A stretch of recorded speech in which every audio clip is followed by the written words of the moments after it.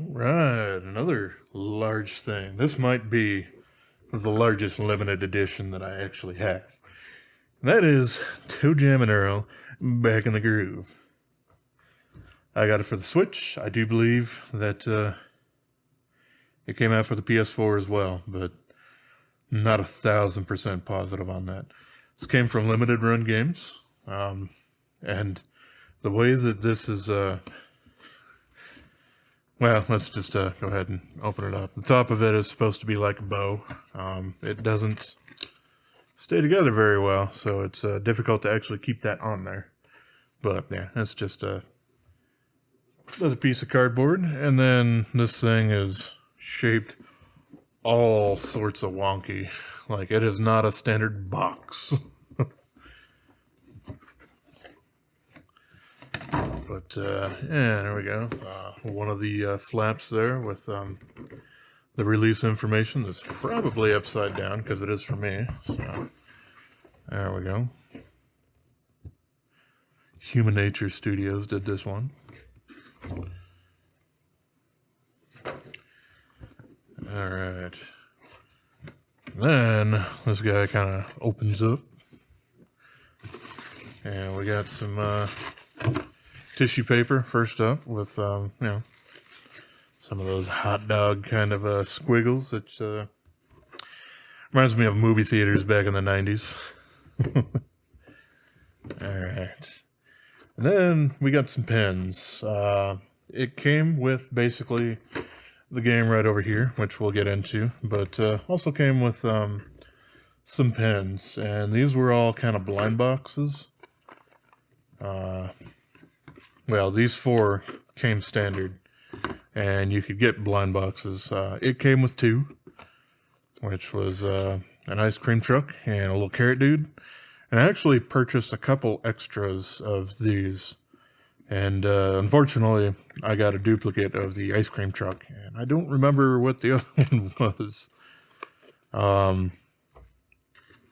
It should be with the rest of my pens, but for whatever reason, it's not. So I will have to dig further into what I might or might not have done with it. So, yeah, let's go ahead and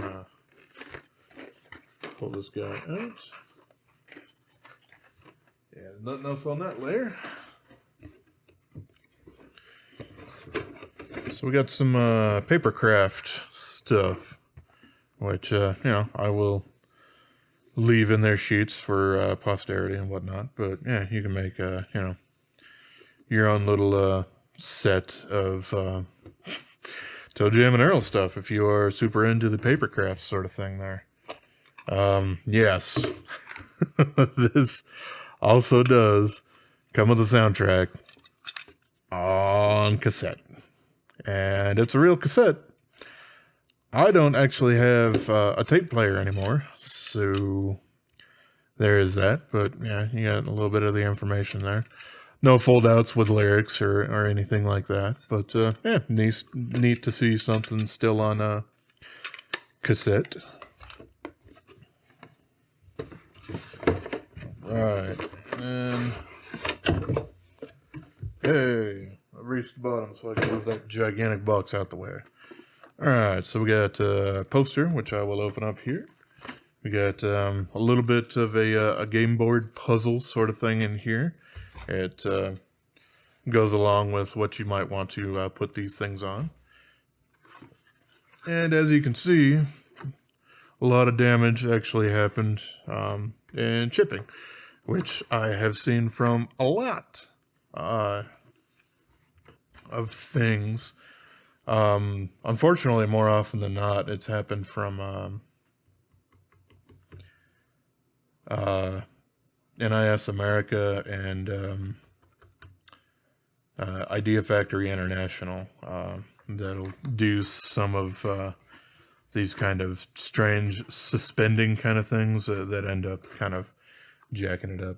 But, I mean, nothing itself was actually damaged, like any of the actual pieces, just packing material. So, yeah, it is what it is, and it doesn't really keep me up at night. So, yeah, we got the game right here, which is pretty cool. As always, yep, I got that in a different area. Nice thick manual we'll go over. And yeah, we got a reverse that emulates the old Genesis box aesthetic. And hey, at least it's a plastic case, so it's even more like a Genesis game than than a lot of others.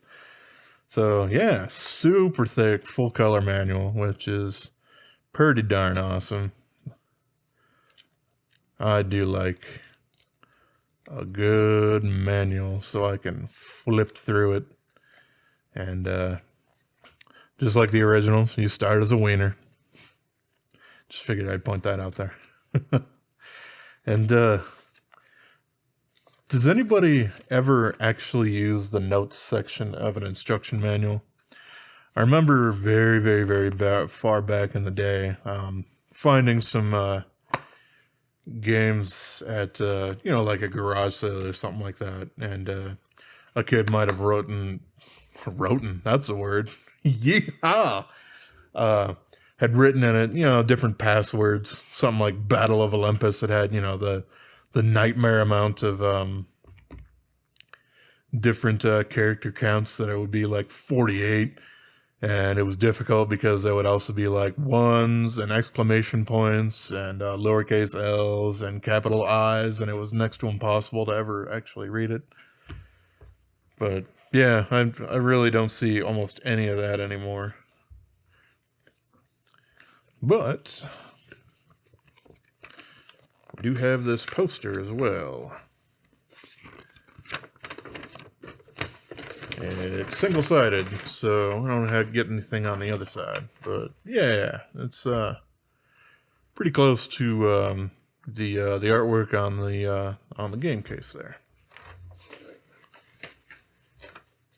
with the same logo and everything. It just doesn't have the red squigglies in the background for it.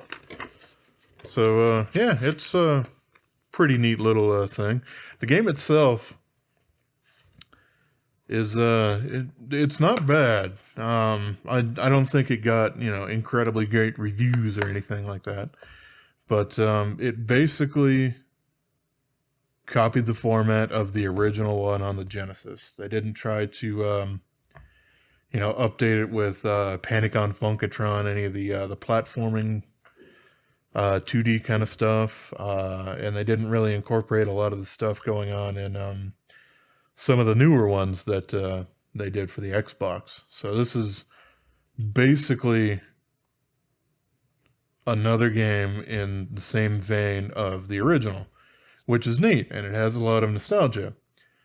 And I think probably a lot of the people who didn't rate it very highly, for one, either weren't super thrilled with the absolute original, or they're bored because this basically has the same gameplay going on. There's not a whole lot of additional gameplay mechanics.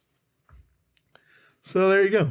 If you are super nostalgic for them funky beats and all that sort of good stuff from back in the early 90s, then this does hit the spot. But if you're not, you could certainly probably pick this up as a digital copy if you were so inclined, for probably quite a bit cheaper than this gigantic box that's difficult to keep around because it's just so dang large. Alrighty, well, as always, I appreciate y'all, and have yourself a wonderful rest of your day, yo.